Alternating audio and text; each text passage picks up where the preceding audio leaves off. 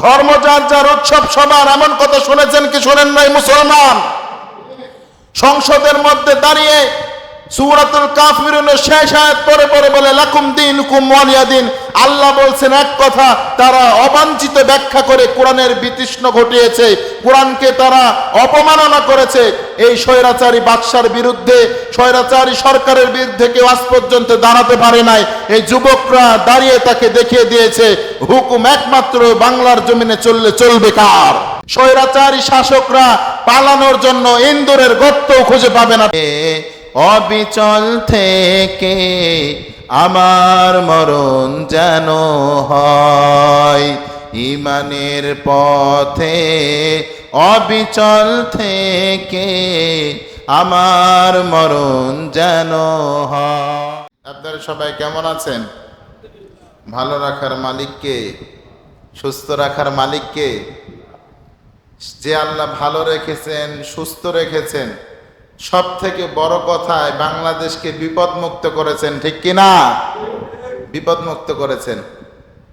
আজকে আমিও ওয়াজ করব, আপনারাও আওয়াজ দিবেন, পারবেন তো ইনশাআল্লাহ? শেষ পর্যন্ত আওয়াজ দিতে পারবেন মুসলমান? ইনশাআল্লাহ। তো আল্লাহ তাআলা বলছেন পৃথিবীতে মানুষ চার কারণে ধ্বংস হয়েছে। পৃথিবীর মানুষ ধ্বংস হয়েছে কয় কারণে?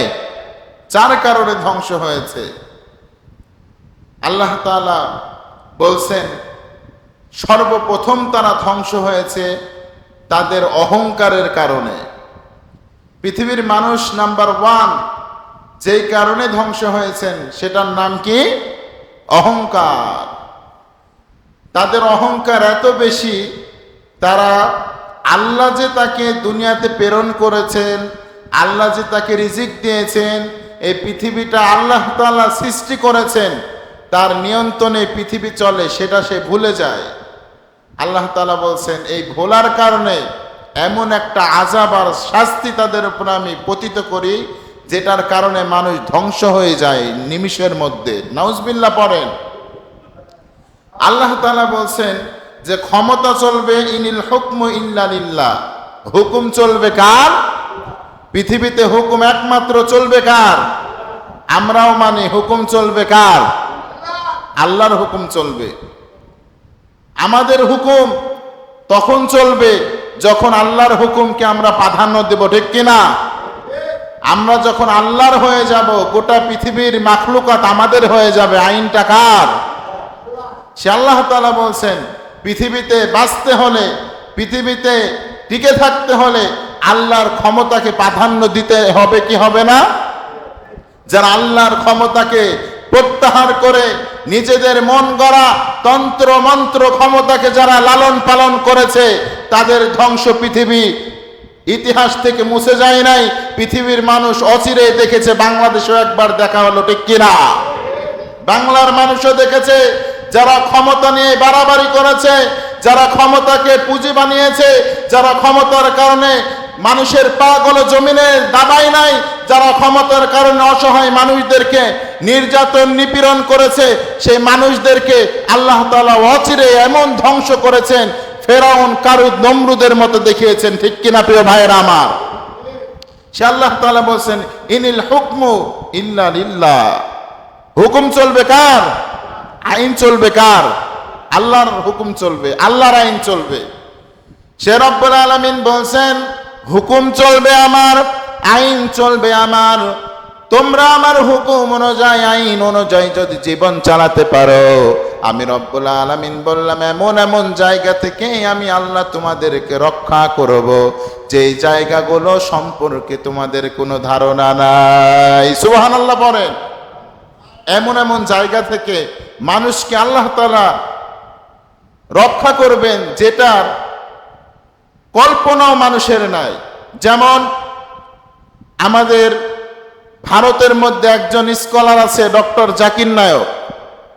তাকে চিনেন না? ডক্টর জাকির নায়ককে চিনেন এমন মুসলমান আছে বাংলাদেশে? আছে। তার একটা ব্যক্তিত্ব, সম্মান, তার স্ট্যাটাস গোটা বিশ্বজুড়ে আছে না নাই? ভারতের ভারতের মানুষরা তাকে থাকতে দেয় নাই, কারণ হিন্দুরা বুঝতে পেরেছে ই থাকলে লক্ষ লক্ষ হিন্দু কালেমা পড়ে কিছুদিনের মধ্যে পাক্কা মুসলমান হয়ে যাবে।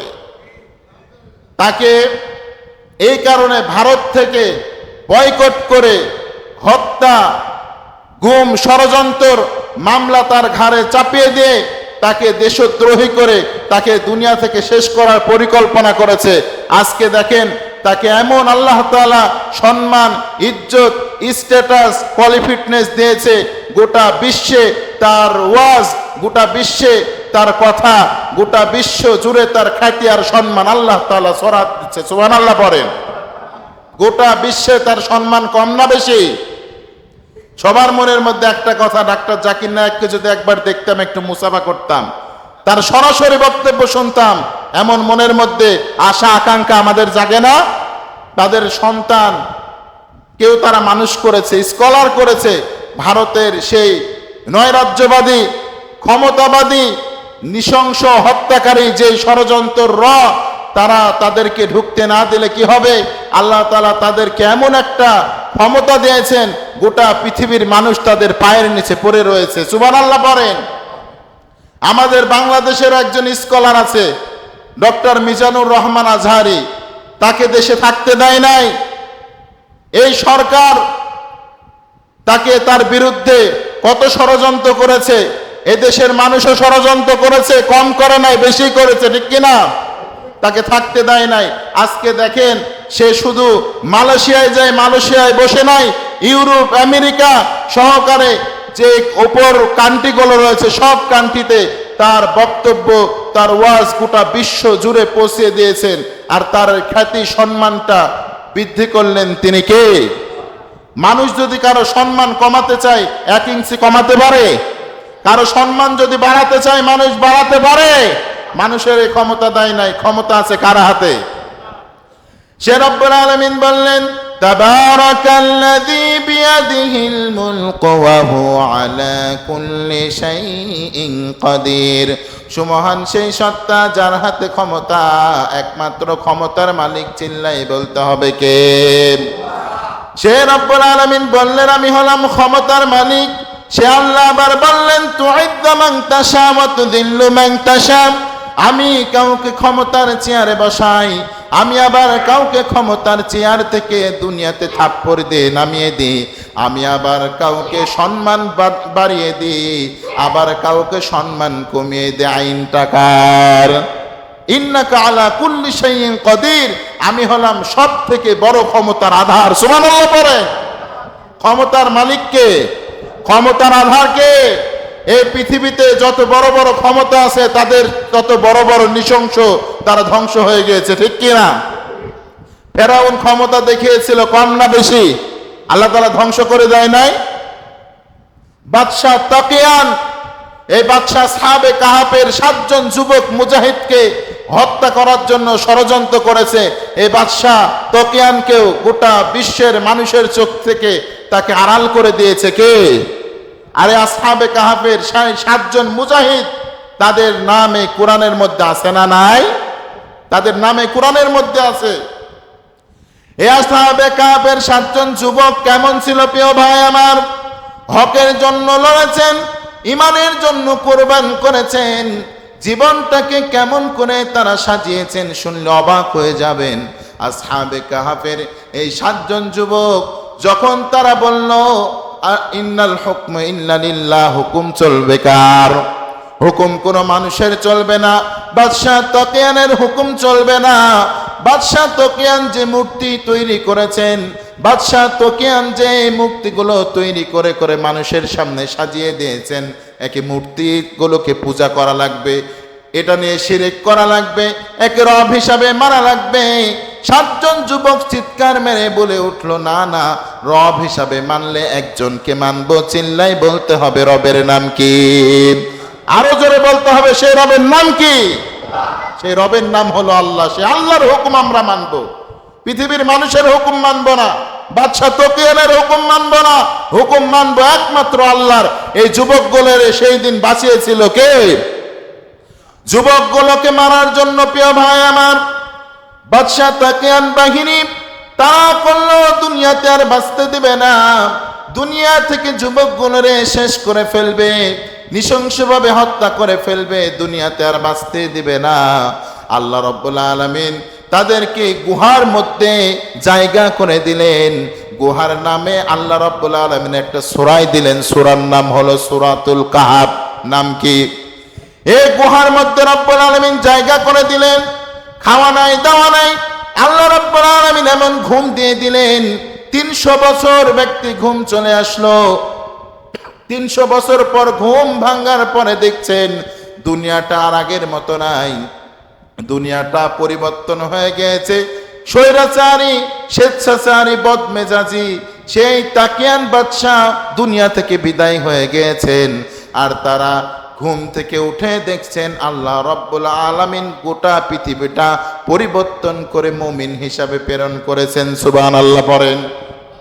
এই বাংলাদেশেও দেখেন এই যুবকরা এমন ছাত্ররা আন্দোলন করলো, হকের পক্ষে না হকের বিপক্ষে? হকের পক্ষে একদল যুবক সারা জীবন আছে না নাই? বিশ্বনবীর জন্মের পূর্বেও হকের পক্ষে আসহাবে কাহাফের যুবকরা ছিল কি ছিল না? এমন পাওয়ারফুল যুবক 7 জন, তাদের ঈমান এত পাওয়ারফুল যে আল্লাহ তাআলা পবিত্র কুরআনুল কারীমের মধ্যে তাদের নামে, তাদেরকে নিয়ে একটা ঘটনা দিয়ে দিলেন। সেই সূরাটার নাম হলো সূরাতুল কাহাফ। আজকে দেখেন বাংলাদেশের চিঠিতেও থাকবে বৈষম্য বিরোধী ছাত্র আন্দোলন করে স্বৈরাচারী, বদমেজাজি এই সরকারকে, এই শাসককে দুনিয়া থেকে নিষ্পিষদ করে ফেলেছে, দুনিয়া থেকে বিদায় করে ফেলেছে, তাদেরকে দেশ ছাড়া করেছে। ঠিক কিনা? যারা বলতো লাকুম দীনুকুম ওয়ালিয়া দীন, যার যার ধর্ম কিন্তু উৎসব সবার, ধর্ম যার যার উৎসব সবার, এমন কথা শুনেছেন কি শোনেন নাই মুসলমান? সংসদের মধ্যে দাঁড়িয়ে সূরাতুল কাফিরুনের শেষ আয়াত পড়ে পড়ে বলে লাকুম দীনুকুম ওয়ালিয়া দীন। আল্লাহ বলছেন এক কথা, তারা অবাঞ্ছিত ব্যাখ্যা করে কোরআনের বিতৃষ্ণ ঘটিয়েছে, কোরআনকে তারা অপমাননা করেছে। এই স্বৈরাচারী বাদশার বিরুদ্ধে, স্বৈরাচারী সরকারের বিরুদ্ধে কেউ আজ পর্যন্ত দাঁড়াতে পারে নাই। এই যুবকরা দাঁড়িয়ে তাকে দেখিয়ে দিয়েছে হুকুম একমাত্র বাংলার জমিনে চললে চলবে কার? হুকুম চললে কোরআন দিয়ে চলবে, হুকুম চললে বিশ্বনবীর মাধ্যম দিয়ে চলবে। ঠিক কিনা? তারা কোরআনের অপব্যাখ্যা করেছেন, তারা বলেছেন লাকুম দীনুকুম ওয়ালিয়া দীন। একটা বাদশা, একটা সরকারের কে এমন কথা মানায়, বলে লাকুম দীনুকুম ওয়ালিয়া দীন। আরে ধর্ম যার যার, উৎসব সবার। তার মানে কি হয়েছে? হিন্দুরা পূজা করবে তো কি হয়েছে? তুমি মসজিদে নামাজ পড়বা, যে পূজায় শরীক হবা, পূজার যে খাদ্যগুলো ভোগগুলো দেবে সেগুলো তুমি খাবা। এটা তার মূল কথা, লাকুম দীনুকুম ওয়ালিয়া দীন। আর আল্লাহ বলছেন না না নবী হে, কাফেরদের সাথে আপনাদের কোনো সম্পর্ক নাই, মুশরিকদের সাথে আপনার কোনো সম্পর্ক নাই, আপনার সম্পর্ক থাকবে একজনের সাথে। তিনি কে? তাহলে মানুষ অহংকার করে, 1 নাম্বার অহংকারী হয়ে যায় ক্ষমতা পেলে। কি পেলে? 2 নাম্বার মানুষ অহংকারী হয়ে যায় টাকা পেলে। প্রিয় ভাইয়েরা আমার, টাকা যখন মানুষের বেশি হয়ে যায়, মানুষের পা জমিনেই লাগতে চায় না। সে মনে করে আমারে কেউ ঠকাতে পারবে না, আমারে কেউ ধরে রাখতে পারবে না, আমার স্ট্যাটাস আমাকে কেউ দাবিয়ে রাখতে পারবে না। আল্লাহ তাআলা বলছেন এমন একটা আযাব, এমন একটা গজব আমি পৃথিবীর বুকে নিষ্পিত করে ফেলি, তাকে ধরাশয়ী করে ফেলি, যেটা থেকে পালানোর জায়গা সে খুঁজে পায় না। ঠিক কিনা? আমাদের আল্লামা একটা কথা বলেছিল, বাংলাদেশে এমন একটা সময় আসবে স্বৈরাচারী শাসকরা পালানোর জন্য ইন্দুরের গর্তও খুঁজে পাবে না। ঠিক কিনা?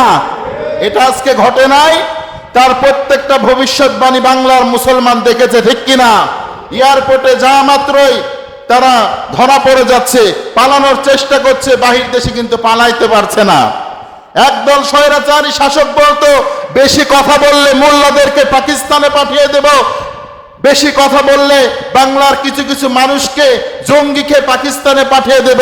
আজকে তাদের দিকে ধিক্কার হয়, তাদের দিকে তাকিয়ে দেখো, তাদেরকে আজকে বাংলার মানুষ ভারত পাঠিয়ে দিয়েছে। ঠিক কিনা? ভারত ছেড়ে অন্য জায়গায় আর জায়গা হচ্ছে না, ভারতে যেতে বাধ্য হয়েছে তারা। তাদেরকে আজকে এই বাংলার জমিন ছাড়া করেছে। যারা বাংলার প্রকৃত মুজাহিদ, প্রকৃত মানুষদেরকে যারা এই বাংলার জমিন ছাড়ার ধুমকি দিয়েছে, তাদেরকে আজকে দেশ ছাড়া করলো কে? কত নির্যাতন নিপীড়ন বাংলার মুসলমানের উপর চাপিয়েছে, এখন সবগুলো আপনাদের চোখে পড়ছে কি পড়ছে না? কোরআন দিয়ে যদি দেশ চলতো এটা কখনো হতো? আয়না ঘরের কথা আপনারা শুনেছেন কি শুনেন নাই? এমন একটা ঘর যে ঘরের মধ্যে আপনি ঢুকলে কখন দিন হয় কখন রাত হয় কিচ্ছু বুঝতে পারা যায় না, কখন মসজিদে আজান হয় কখন কয়টা বাজে, এখন সকাল নাকি বিকাল, রাত্রি নাকি দুপুর, এটা কিছুই বোঝা যায় না। তার মানে নামাজের সময় বোঝা যায় না, ঠিক কিনা? বোঝা যায় না। তারা বের হয়ে বলছে, কিছু কিছু মানুষ বের হয়ে বলছে যে তার মধ্যে থাকার কারণে আমার হায়াত যদি 50 বছর আমি বেঁচে থাকতাম, আমার হায়াত 30 বছর কমে 20 বছরে নেমে এসেছে। এরা জুলুম না? মানুষের উপর জুলুম না? মানুষকে থাপ্পড় মেরেছে, গুলি করেছে, গ্রেনেড হামলা করে মেরেছে, তারপরও এই আন্দোলনকে দাবিয়ে রাখতে পারে নাই। আল্লাহর রাসূল সাল্লাল্লাহু আলাইহি ওয়াসাল্লাম বলেন, ওয়া তুইজ্জু মান তাশা ওয়া তুযিল্লু মান তাশা বিয়াদিকাল খায়র। আরে আল্লাহ যদি কাউকে সম্মান দিতে চায়, পৃথিবীর কোনো মানুষ তার সম্মানকে দাবিয়ে রাখতে পারবে না। আল্লাহ যদি কাউকে ক্ষমতা দিতে চান, পৃথিবীর কোনো স্বৈরাচারী, স্বেচ্ছাচারী, বদমেজাজি তারা পিস্তল ধরে বোমের হামলা করে, গুলি হামলা করে, মিসাইল হামলা করে, তারা কখনো পৃথিবীর মানুষের শক্তিকে রুখে রাখতে পারে না, ঠিক কিনা? পৃথিবীতে কোনোদিন পারে নাই, আজ পর্যন্ত পারে নাই। মুসা আলাইহিস সালাম যখন বনি ইসরায়েলের বিপক্ষে যুদ্ধে গেলেন, বনি ইসরায়েলের লোকেরা পালিয়ে গেল আর বলল, মুসা ফেরাউনের বাহিনীর সাথে যুদ্ধ করতে পারবো না। মুসা আলাইহিস সালাম কিছু সংখ্যক মানুষ নিয়ে তারা বিজয় লাভ করেছিলেন, ঠিক কিনা? বিশ্বনবী মুহাম্মদ আরবি সাল্লাল্লাহু আলাইহি ওয়াসাল্লাম যখন গেলেন বদরের ময়দানে যুদ্ধ করতে, মাত্র লোক ছিল 313 জন আর কাফের ছিল 1000টা। কাফেরের হাতে তীর আছে, কাফেরের হাতে তরোয়ার আছে, কাফেরের হাতে সশস্ত্র বাহিনী, তারা ঘোড়া আছে, তাদের সব কিছু রয়েছে। বিশ্বনবীর কাছে কিচ্ছু নাই, খেজুরের ডালা আছে, কিছু সংখ্যক তীর আছে, কিছু সংখ্যক তাদের সামনে তরোয়ার আছে। এটা নিয়ে সাহাবীরা বলল, ইয়া রাসূলুল্লাহ, ইয়া হাবিবাল্লাহ, কেমন করে আমরা জিতব, কেমন করে তাদের সম্মুখীন আমরা হব? বিশ্বনবী ওই দিনে চিৎকার মেরে বলছেন, ভয় পেও না, ওয়ালা খাউফুন আলাইহিম ওয়ালা হুম ইয়াহজানুন, ভয় পেও না, টেনশন করো না, চিন্তা করো না, একজন তোমাদের সাথে আছেন, চিল্লায় বলতে হবে তিনি কে? ইতিহাস সাক্ষী আছে মুসলমান, এই বদরের ময়দানে যুদ্ধ করতে করতে করতে করতে সাহাবীরা যখন মৃত্যু সজ্জায় চলে যাচ্ছে, কাফেররা যখন 70 জন মারা গেল, আবু জেহেল মারা গেল, বড় বড় যখন কাফেররা মারা গেল, ইতিহাস সাক্ষী সাহাবীরা বলছেন, আমরা তরবারি চালানোর আগে কাফেরের গর্দান পরে জমিনে রক্ত ভিজে যায়। জমিন কাটলো কে? ইতিহাস সাক্ষী জমিন কাটলো কে? জমিন কাটলো কে? এই স্বৈরাচারী শাসকদের, স্বৈরাচারী সেই সৈন্যদের গর্দান কাটলো কে? গর্দান কাটলো কে? ইতিহাস বলছে গর্দান মানুষে কাটে নাই, কাটেছে কে? ফেরেশতা বাহিনী এসে কেটেছে। আল্লাহ রাসূল সাল্লাল্লাহু আলাইহি ওয়াসাল্লামের সেই বিজয় পৃথিবীর কেউ রুখে রাখতে পেরেছিল? 1000 বাহিনী দিয়ে পেরেছিল? 350 জন, 315 জন সাহাবী নিয়ে ওই দিনে জিতে গিয়েছিলেন বদর যুদ্ধকে কায়েম করে গোটা বিশ্ববাসীর চোখে আঙ্গুল দিয়ে জিতের মালা বিশ্বনবী বরণ করে আবাই মদিনায় ফিরে গিয়েছিলেন, ঠিক কিনা? আজকে দেখেন কিছু সংখ্যক ছাত্ররা আন্দোলন শুরু করলো, তাদের আন্দোলনের বিপক্ষে দাঁড়িয়ে গেল স্বৈরাচারী বদমেজাজি যে শাসকগুলো, আজকে তাদের পতন কেমন করে হলো?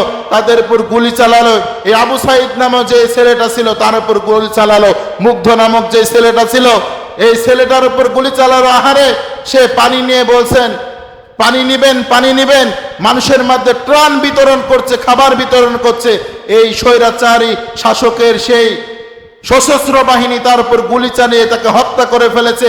ভাইয়ের আমার, আরেকটা কথা শুনলে অবাক হয়ে যাবেন, এই দেশটা চলাতো বাংলাদেশের কোনো মন্ত্রী না, বাংলাদেশের কোনো মিনিস্টার না, বাংলাদেশের কোনো সৈন্য না, এই দেশটা চালাতো ভারত বাহিনী, ঠিক কিনা? আমরা দেখতে পেয়েছি যখন যুদ্ধ শেষ হয়ে গেল, বিপ্লব শেষ হয়ে গেল, ভারতের যত সৈন্যবাহিনী ছিল বাংলাদেশের তত সৈন্যবাহিনী দেখতে পাই নাই আমরা।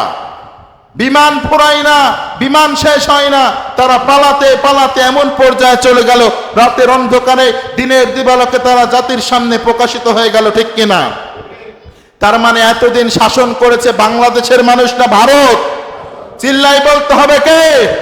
এই মোদির মতো যদি স্বৈরাচারী হিন্দু শাসক যদি বাংলার জমিন শাসন করে, তাহলে কোরআনের পাখিরা জেলে পচে পচে মরবে, ঠিক কিনা? কোরআনের আইন কায়েম হবে, কোরআনের দিন কায়েম হবে, নামাজ কায়েম হবে। আল্লাহ বলছেন তোমরা যখন দিন পেয়ে যাবা, তোমরা যখন আইন পেয়ে যাবা, তখন তোমাদের সর্বপ্রথম কাজ হবে তোমরা ওয়াকিমুস সালাতা ওয়া আতুজ যাকাত ওয়ারকাউ মা'আর রাকিন, সর্বপ্রথম তোমরা নামাজ কায়েম করবা। কার জন্য? নামাজ কায়েম করবা। এরপরে বলছেন ওয়া আতুজ যাকাত, এরপরে তোমরা যাকাত প্রদান করবা। আইনটা কার? সর্বপ্রথম আল্লাহ তাআলা বলছেন তোমরা নামাজকে কায়েম করবা, এরপরে তোমরা যাকাতকে প্রদান করবা। কারণ যাকাত প্রদান করলে দরিদ্র মানুষ আর থাকবে না, কেউ কারো কাছে চাইতে যাবে না, কেউ কারো মুখাপেক্ষী হয়ে থাকবে না। ইসলাম কত দেখেন ভারসাম্যপূর্ণ একটি জীবন ব্যবস্থা। যদি আপনি যাকাত পন্থাটা চালু করেন, এই পৃথিবী থেকে, এই বাংলার জমিন থেকে সব গরিব মানুষ চলে যাবে, সব ধনীতে পরিণত হবে, ঠিক কিনা? সুদকে বাদ দেন, যাকাতকে চালু করেন। এরপরে বলছেন ওয়ারকাউ মা'আর রাকিন, রুকুকারীদের সাথে তোমরা রুকু করো। এর মানে কি? স্বৈরাচারীদের সাথে তোমরা স্বৈরাচারী করো, পিস্তল বাহিনীর সামনে যে গুলি করো, তোমরা যে ছাত্রলীগ আর যুবলীগে যোগদান করে অসহায় মায়ের বুকটা তোমরা খালি করো, আল্লাহ এটা বলছেন। আল্লাহ কি বলছেন? ওয়ারকাউ মা'আর রাকিন, তোমরা রুকুকারীদের সাথে রুকু করো, তোমরা সেজদাকারীদের সাথে সেজদা করো।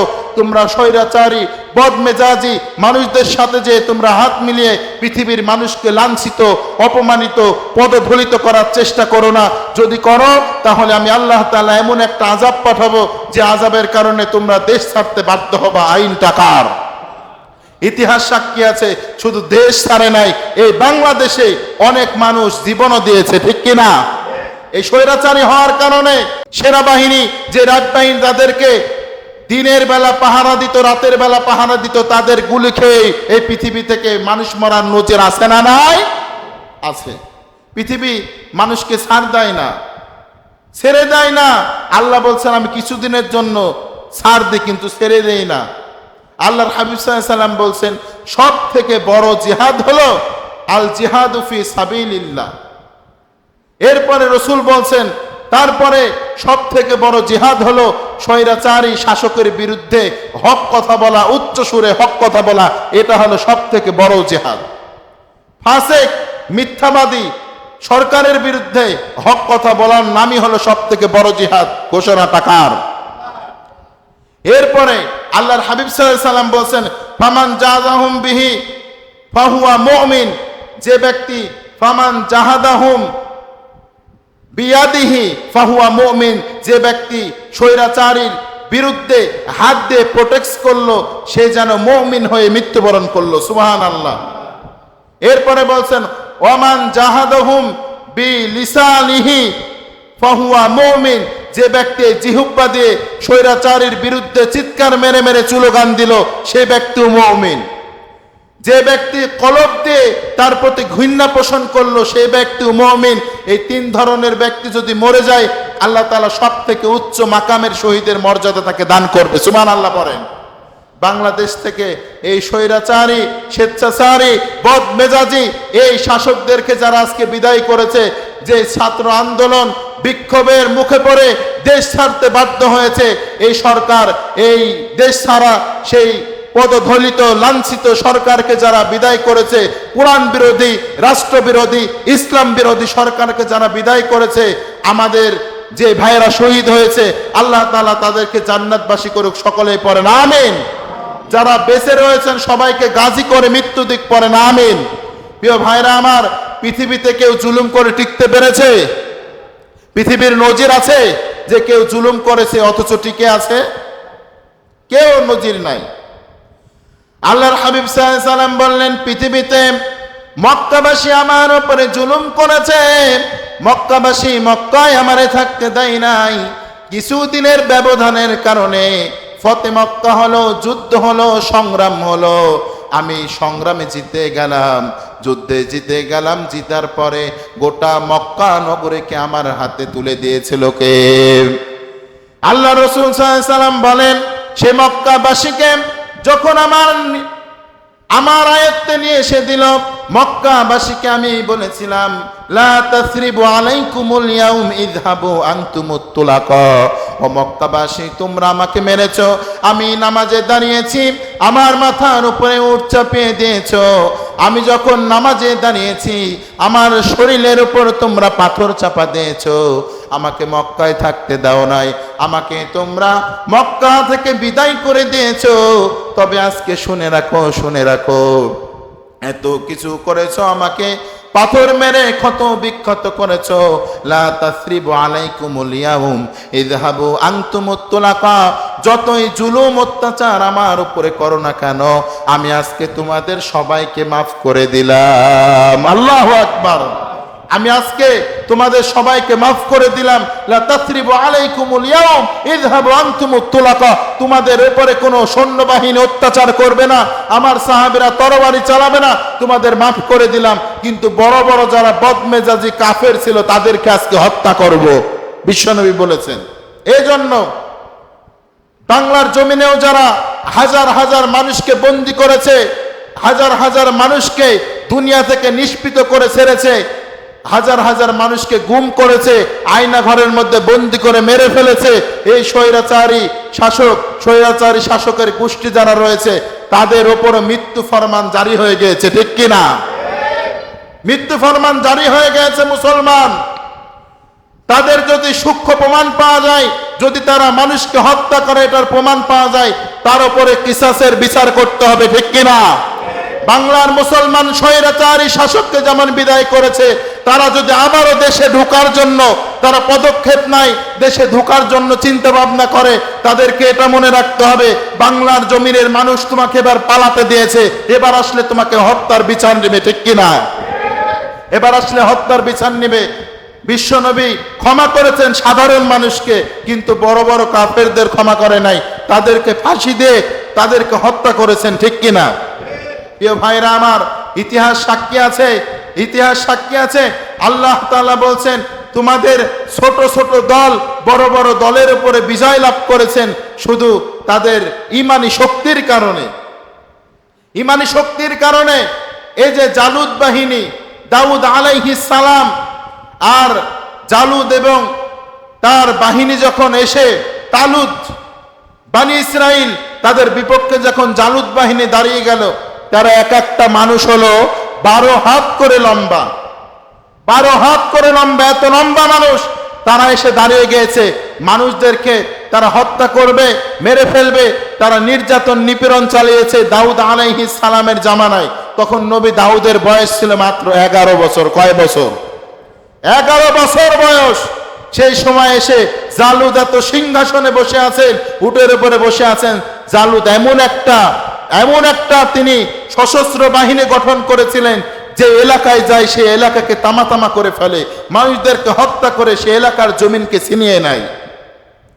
দাউদ আলাইহিস সালাম দাঁড়িয়ে ডাক দিলেন, জালুদ তুমি কি আল্লাহর হুকুম মানতে চাও? জালুদ বলছে মানব না। সে বলল, এখনো সময় আছে, তোমরা এখনো মুসার রবের প্রতি ঈমান আনো, আল্লাহ তাআলা তোমাকে মাফ করে দিবেন। সে বলল, ঈমান আনবো না, বেশি কিছু লাগে নাই। 3টা পাথরের সাহায্যে তাকে দুনিয়া থেকে বিদায় করেছিল ওই দিনকে। নবী দাউদ আলাইহিস সালাম 3টা ছোট ছোট কঙ্কর নিলেন, পাথর নিলেন, আল্লাহর নামে তার মুখের উপরে ছুঁড়ে মারলেন, কপালে লেগে গোটা মাথাটাকে বাষ্ট করে দুনিয়া থেকে শেষ করে দিয়েছে কে? তার মৃত্যু দেখে যত বাহিনী ছিল সব অস্ত্র জমিনে ফেলে দিয়ে দাউদ আলাইহিস সালামের কাছে সশস্ত্র বাহিনী হাত তুলে বলছেন, আমরা আপনার কাছে আত্মসমর্পণ করলাম। হাই হাই, এত বড় নেতাকে একটা পাথর দিয়ে শেষ করতে পারে এই যুবক, তার মানে আমাদেরকেও শেষ করে দেওয়ার সিদ্ধান্ত তার আছে না নাই? আজকে দেখেন কত ছোট ছোট এই প্রাইমারি থেকে, হাই স্কুল থেকে, কলেজ থেকে, ভার্সিটি থেকে অনার্স মাস্টার্সের ছাত্র যুবকরা আজকে আন্দোলন করে এই পুলিশ বাহিনীকে এমন একটা পর্যায়ে নিয়ে গিয়েছিল, তারা করতে বাধ্য হয়েছে, ঠিক কিনা? তারা আর রক্ষা করতে পারে নাই। এই দেশের সরকার মাত্র ৪৫ মিনিট সময় তাকে দেওয়া হয়েছিল। সে বলছে একটা মিটিং আমি করব, একটা বক্তব্য দিব। বাংলার মানুষ তাকে একটা বক্তব্য দেওয়ার সময় রাখে নাই, ঠিক কিনা? এই ফেরাউন মার্কা যারা ছিল তাদের এই ধ্বংসটা ইতিহাস হয়ে থাকবে কি থাকবে না? আপনার সন্তান, আমার সন্তান, আমাদের প্রজন্ম যারা বেঁচে থাকবে এই স্বৈরাচারীর নামের কিতাবের মধ্যে, বইয়ের মধ্যে তার ইতিহাস পড়বে কি পড়বে না?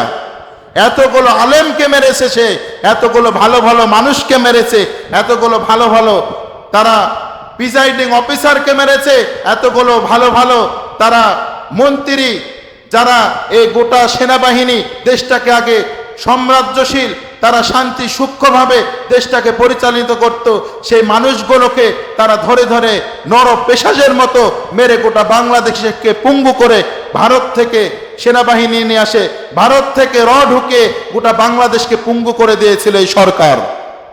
আবার দেখেন আস্তে আস্তে ইসলামের ছায়াতলে এই দেশটা চলে আসতে কি আসতে না? একদিন এমন হবে, একদিন এমন হবে লাল সবুজের পতাকার উপরে কালেমাটাও লেখা থাকবে। চিল্লায় বলেন ঠিক কিনা? আমরা সেই দিনের অপেক্ষায় আছি না মুসলমান? সেই দিনের অপেক্ষায় আছি।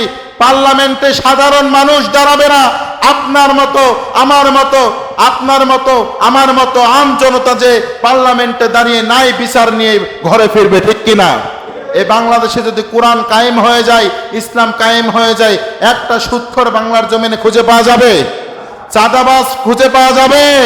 চট্টগ্রামে একজন চাঁদাবাজি করেছে, ধরিয়ে টাঙ্গিয়ে রেখেছে, ঠিক কিনা? যুবকদের পাওয়ার। এই কোরআন দিয়ে যদি দেশ চলতে লাগে, এখনো পরিপূর্ণ কোরআন দিয়ে দেশ চলতে শুরু করে নাই। তাই এই স্বৈরাচারী বদমেজাজি স্বৈরাচারী শাসককে পাল্টিয়ে দিয়ে একজন মানুষকে বসানো হয়েছে, ডক্টর ইউনূসকে। সে এখন পর্যন্ত কোরআন যেভাবে দিয়ে রাষ্ট্র চলায় সে এখনো পরিচালনা শুরু করতে পারে নাই। আমরা আছি কোরআন দিয়ে যেভাবে রাষ্ট্র চলে সেভাবে রাষ্ট্র চলাতে, ঠিক কিনা? এভাবে যদি রাষ্ট্র চলে, প্রিয় ভাইয়েরা আমার, একজন চাঁদাবাজ খুঁজে পাওয়া যাবে, দুষ্কৃতিকারী খুঁজে পাওয়া যাবে, সন্ত্রাসী খুঁজে পাওয়া যাবে, চোর খুঁজে পাওয়া যাবে, একজন বদমেজাজি নেতাকে খুঁজে পাওয়া যাবে, একজন গুরুমকারীকে খুঁজে পাওয়া যাবে? কাউকে খুঁজে পাওয়া যাবে না। তাহলে আমরা হকের পক্ষে থাকবো, হকের স্লোগান দেব তো ইনশাআল্লাহ? পারবেন না ইনশাআল্লাহ দিতে? অবিচল থেকে আমার মরণ যেন হয়, ঈমানের পথে অবিচল থেকে আমার মরণ যেন হয়। আমিন পড়েন। এখন আমাদের যে কাজটা সেটা হলো আমাদেরকে নামাজি ব্যক্তির কাছে থাকা লাগবে। আল্লাহ কি বললেন? সর্বপ্রথম যখন রাষ্ট্র গঠন করবা, সর্বপ্রথম তোমাদের কাজ হলো ওয়াকিমুস সালাত, নামাজকে তোমরা কায়েম করো।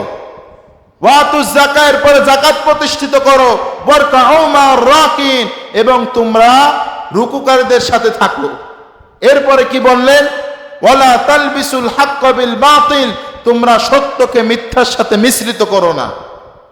সত্যকে মিথ্যার সাথে যারা মিশ্রিত করেছে তারা পৃথিবী থেকে ধ্বংস হয়ে যায় নাই?